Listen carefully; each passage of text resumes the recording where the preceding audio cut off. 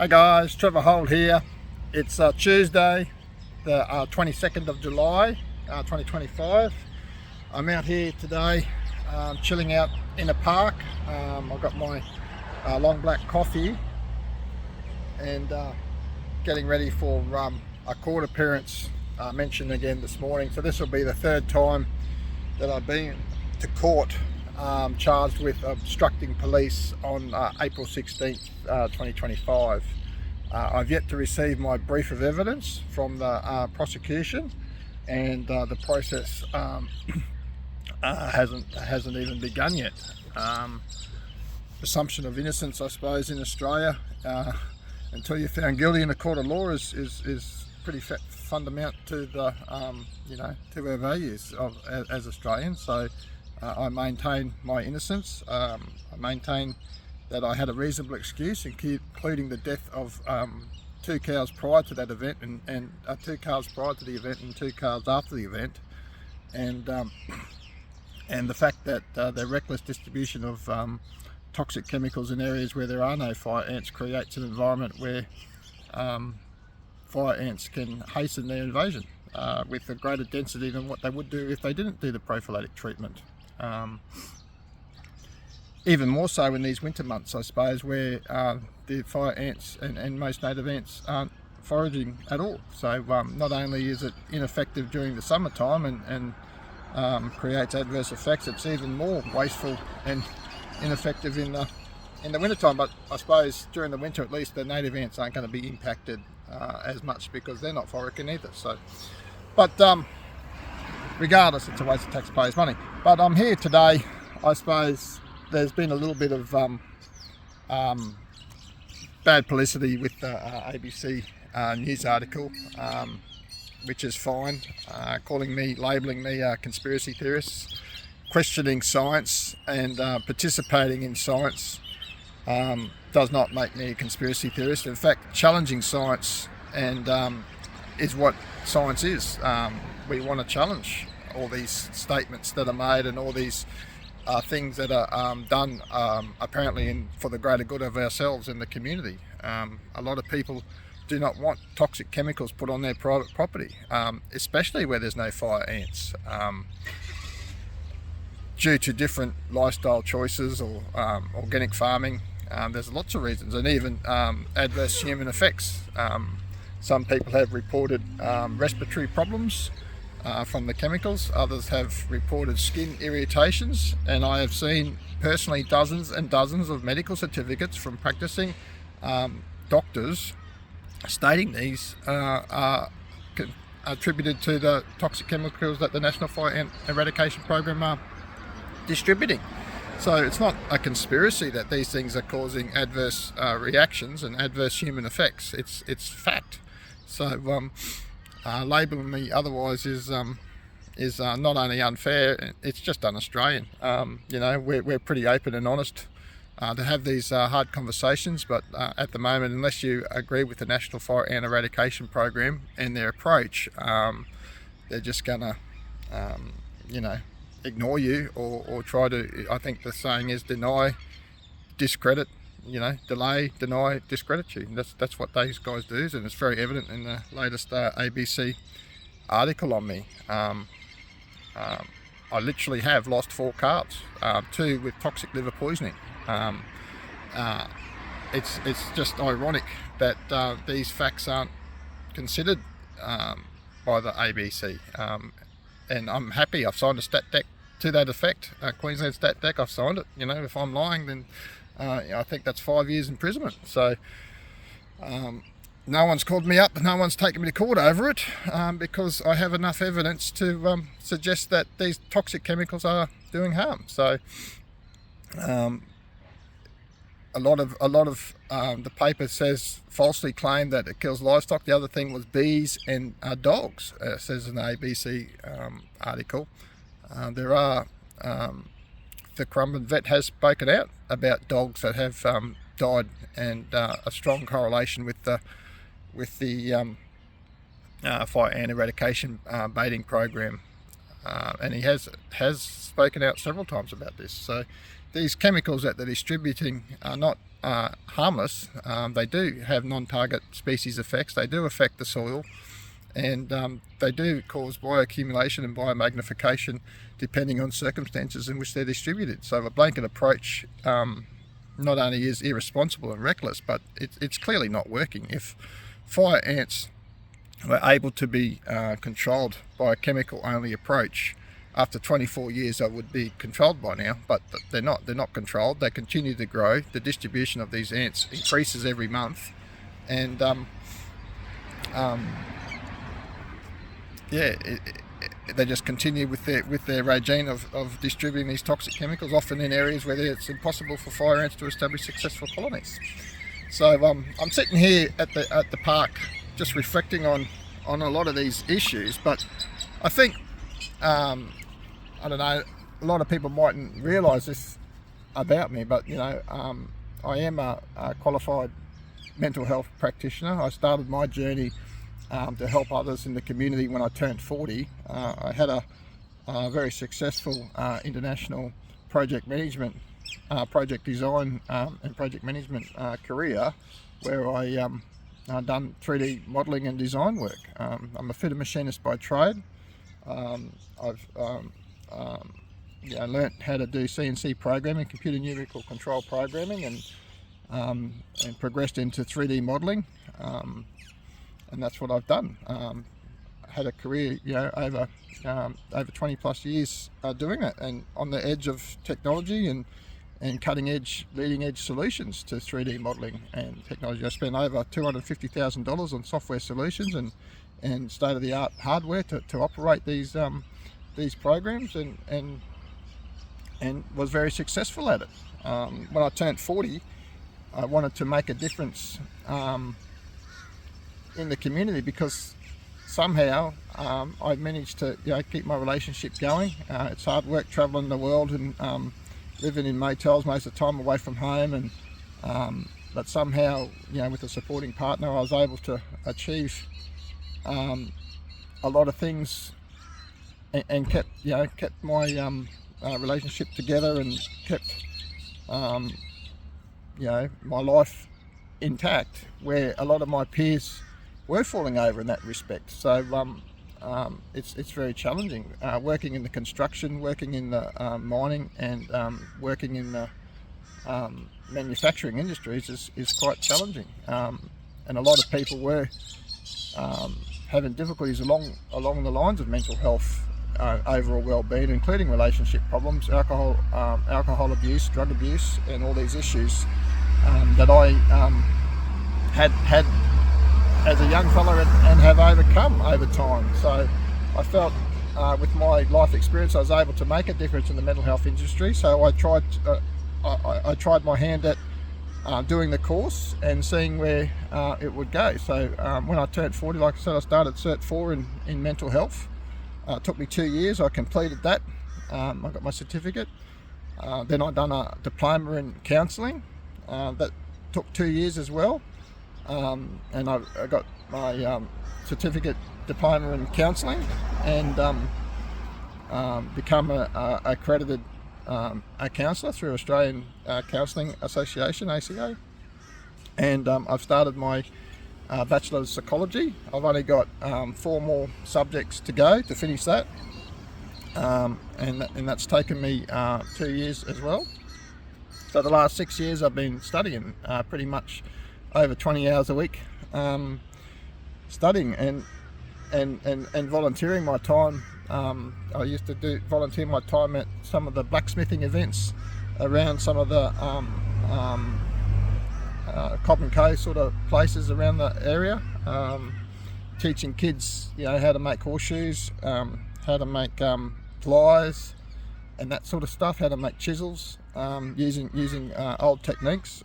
When I was an apprentice, I done the blacksmithing side of it, so I done the beginning and advanced blacksmithing course. So I've been keeping up with that, making knives, and also scrolling gears. It's quite fun, and I used to volunteer a lot of my time doing that.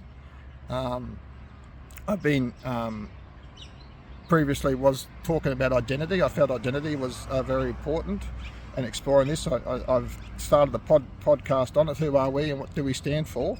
And I feel a lot of these events that I've done previously leading into this Fight Ant campaign have helped me develop the skills I need to be able to deal with these sort of issues. I know who I am, I know what I do, I know the reasons why I do them, and I'm very lucky that I'm very supported in these sort of issues. So it doesn't matter what other people label me as, it doesn't matter what other people say. I'm confident enough in my own self that I can overcome all them words, because what other people think of me is none of my business. I know who I am, and it's through all them conversations that I had with the international community across the world, from Africa, America, Canada. There was a lot of training coaches, elite training coaches, talking about getting the best out of their team members. A lot of business coaches.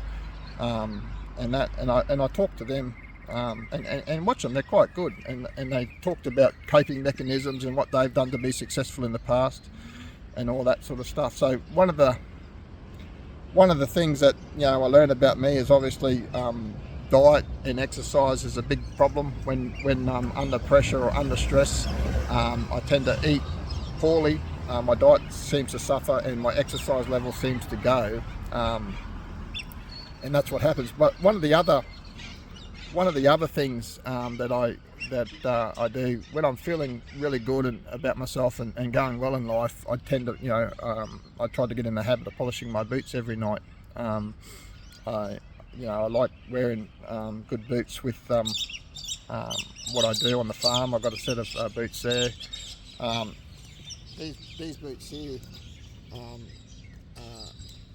I don't know if you know Dolly boots. They're to support Dolly's foundation. Dolly was a young girl who committed suicide. She had some naked photos distributed around her school in the Toowoomba area. She was the Akubra, one of the young Akubra faces for the Akubra hats. Come from the Territory, I believe, but just such a tragic story. And one of bullying and some of these issues that these young kids are facing.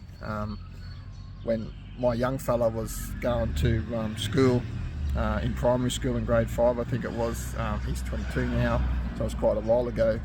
One of his classmates actually died by suicide playing a choking game on the computer, where they network up video conference and see who can choke themselves the longest.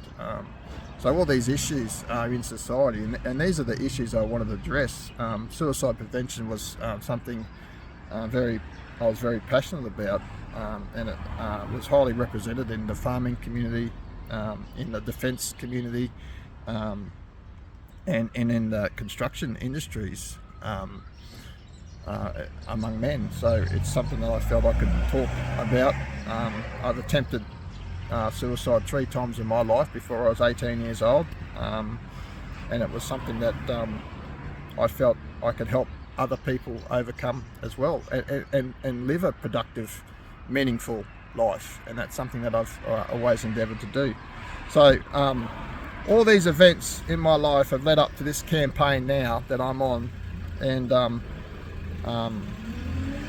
my fundamental belief is that as Australians, or anyone in the world really, but particularly as Australians, we have fundamental rights, our fundamental human rights, our fundamental private property rights, and I've been fighting for a right for individual choice.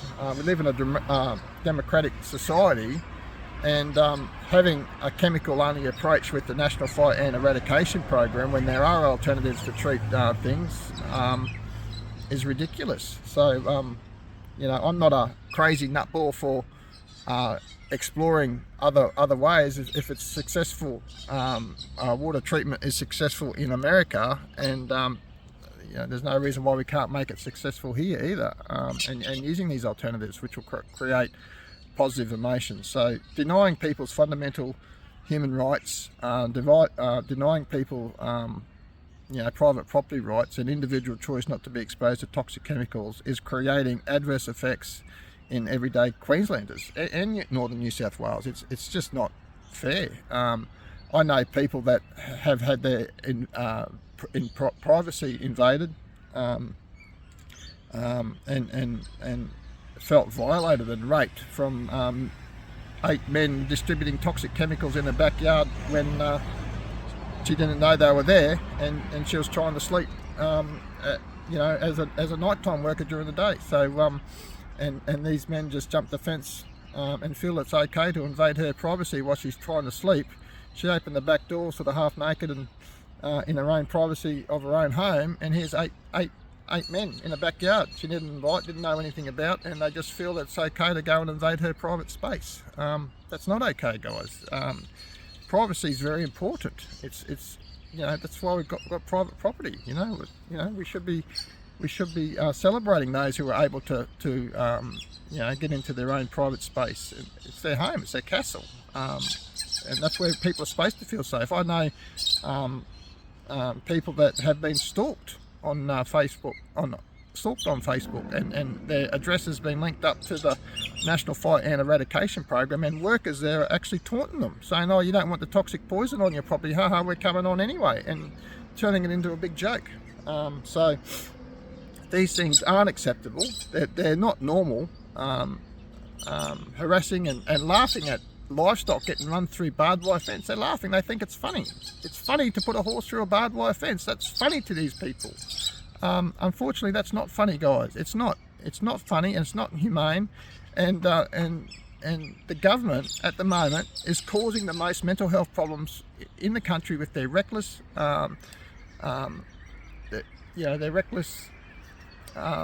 programs that they're initiating and that they're working in. And the National Fire Ant Eradication Program is doing harm, and there's not much more I can say about that, except that they can ridicule me, they can call me names, they can say that I've been harassing their workers, they can say I have been engaging in threatening behaviour. They can say all these things, but at the end of the day, I haven't threatened anybody, I haven't harassed anybody, and all I've done is stood up for my fundamental human rights, my fundamental private property rights, and my fundamental individual choice not to be exposed to toxic chemicals which are doing harm on my farm, killing my cattle, killing my aquatic life in my dam, including my mussels, including my crayfish, including my fish,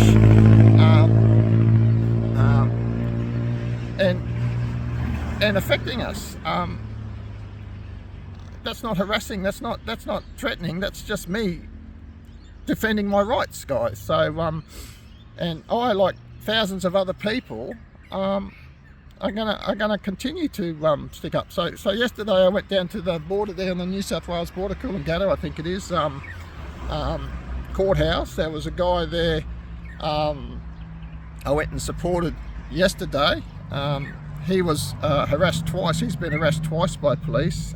This time they actually charged him with obstructing police. They had vegetable gardens in the back. They didn't want the toxic chemicals to, so they had a reason. They had no fire ants. Police were used again as a intimidating factor to try and gain access and force entry into these properties.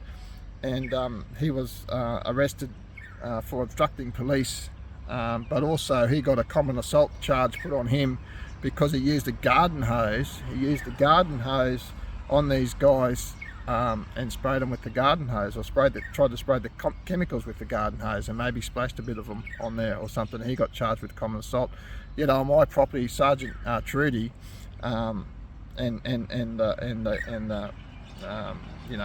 toxic police brigade forced entry that hard it caused 5 stitches in my left hand, requiring medical treatment, x-rays and 5 stitches down at the Gatton Hospital. I was tackled to the ground by another police officer before handcuffs were put on me for trying to protect my property and my property not to have people distribute toxic chemicals in breach of the APVMA permit. So no one, these guys aren't trained. They're not asking you why you're obstructing them, as is your right under the Section 336 of the Biosecurity Act.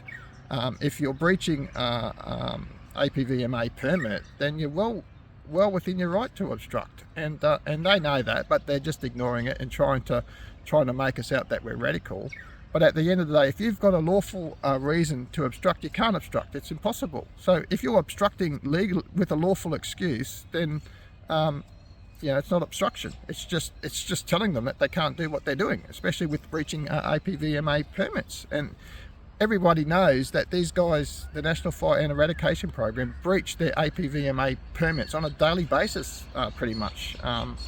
And these are some of the things that are quite interesting. They deny, the National Fire Ant Eradication Program deny the use of PFAS chemicals, when everyone knows fipronil, indoxacarb, bifenthrin, all these chemicals are PFAS chemicals. There's 7 registered chemicals with the APVMA as registered as a PFAS chemical. That's a carcinogenic, a cancer-causing chemical in humans that's known to cause cancer in humans.